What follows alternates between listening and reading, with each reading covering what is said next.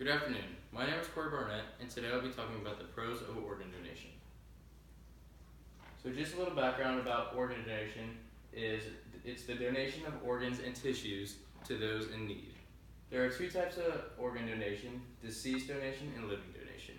In deceased donation, a donor has passed and a medical professional has surgically removed their organs and placed them into another recipient.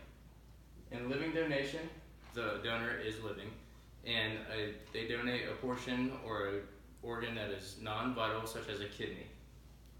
And according to United Network in 2018, 21 people die every day awaiting organ transplant. So a little bit more background information about what organs can be donated. Organs such as the heart valves, heart tissues, tendons, ligaments, and even parts of the eye can be donated. And one donor can potentially save up to 10 lives, which is why it's important for someone to get on the waiting list. And they go about that by visiting a registered transplant hospital or facility to be physically evaluated and determine eligibility of the person. Many transplant centers have specific criteria for a wait list acceptance.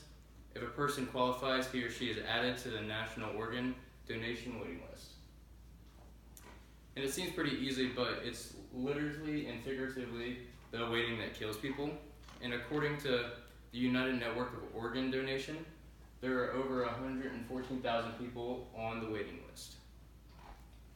And this is due to the current donation policy in the United States called opt-in policy. The current U.S. organ donation policy is called opt-in or informed consent policy, and this requires potential donors or their next of kin to opt in or provide explicit consent to donate organs. Without written or documented consent, a person is not an organ donor. Anyone can provide explicit consent by registering with the state donor registry, signing and carrying a donor card, designate desire to donate on a driver's license at the BMV, or inform a family member that they want to be an organ donor. And it seems pretty simple, but research conducted by Children's and Liverman found that with the easy process, only 30% of those needing a transplant are receiving organs. One possible solution for this problem is to change the U.S. policy to an opt-out or presumed consent system of donation. An opt-out policy presumes all individuals over the age of 18 want to be an organ donor unless they state otherwise. And according to the Medical Association Council, to remove themselves, an individual could go online, download an app on their phone, or simply just call in and remove themselves and say they do not want to be an organ donor anymore. So without a person specifically stating he or she does not want to be a donor, the person basically says they are willing to donate their organs. The opt-out policy has the potential to increase the availability of transplantable organs by influencing people's attitudes, decision-making behavior, and consent decisions.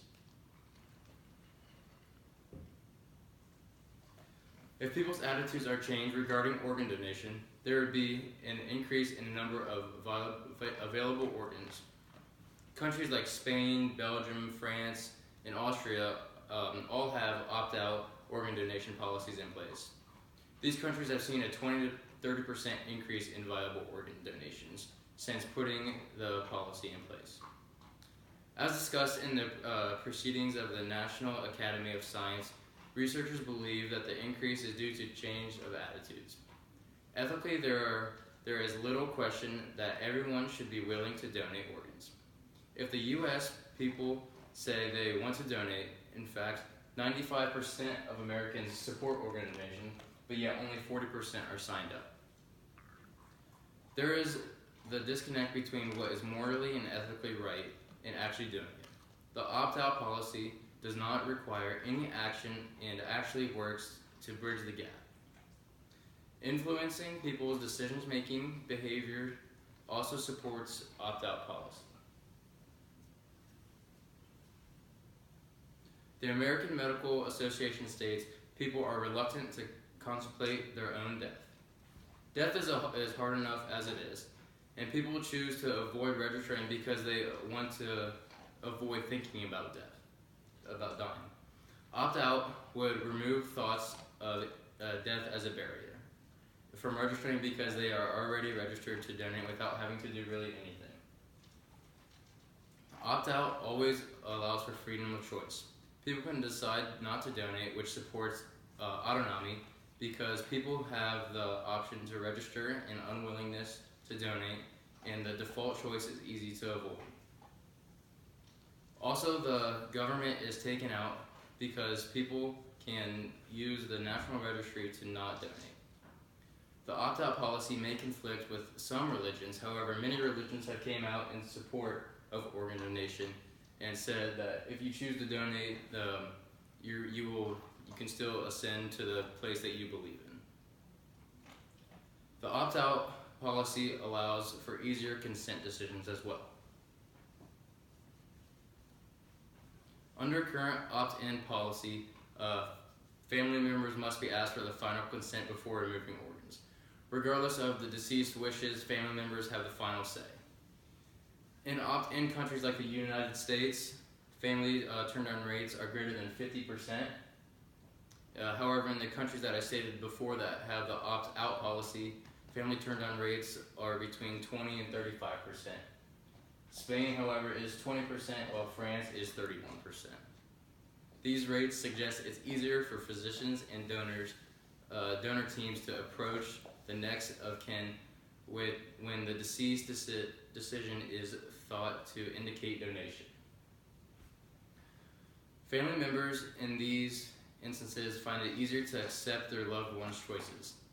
Ultimately, the number of people on the national organ donation wait list makes it difficult to argue against any policy that has the potential to increase the number of available organs. So according to the U.S. News and World Report, most Americans support organ donation, yet few take advantage of the simple processes by which to register their desire to donate. Second, the opt-out policy would eliminate procrastination, laziness, or uncertainty of organ donation. One would automatically be registered to donate without any effort. The burden is placed on the unwilling participant, which feeds into the fourth reason to support opt-out. That reason is the opt-out policy keeps Americans more in line with the Good Samaritan Act to help others in need should they have the appropriate knowledge and ability.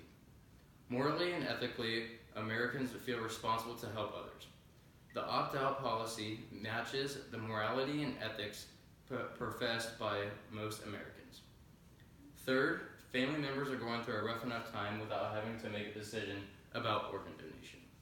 The opt-out policy eliminates the need for the family to get involved. Finally, the opt-out policy plays into the notion of doing something selfless to help others, and is the ultimate feel-good way in which to end one's life, knowing that many people can benefit from your organs. With the opt-out or presumed consent policy, one person not opting out has the potential to donate up to 10 life-saving organs. It's time for Americans to step up, opt to remain on the National Registry, and put the body parts they aren't using to use in someone else. After all, during the time it has taken me to present today, another person has been added to the National Organ wait list, and 2 people have already died on